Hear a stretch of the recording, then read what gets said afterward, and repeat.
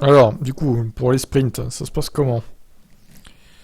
Ils vont un peu changer leur programme, hein. Du coup, vous voyez que là, la grille des week-ends a un peu été chamboulée.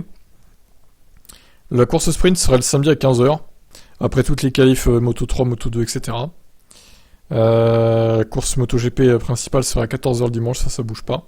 Alors, du coup, quelle durée? La course sprint proposant une distance moitié moins importante que la course principale. Il faut donc s'attendre à un sprint d'une vingtaine de minutes.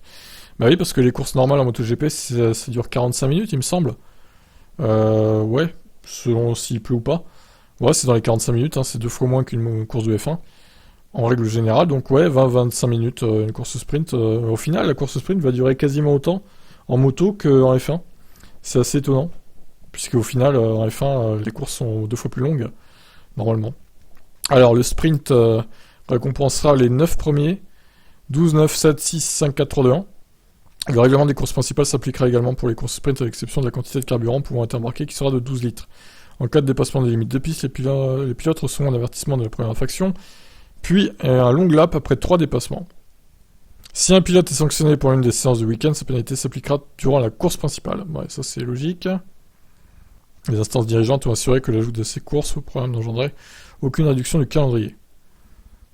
Donc il y aura bien 21 manches. Alors est-ce que ça établit la règle, la grille de départ? Je crois pas, hein, du coup.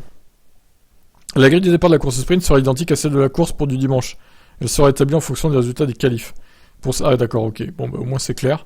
Pour ces dernières, l'entrée directe en Q2 et le passage obligatoire par la Q1 ne seront plus dictés que par les résultats combinés des 2 premières séances d'essai organisées le vendredi, contre 3 séances prises en compte aujourd'hui.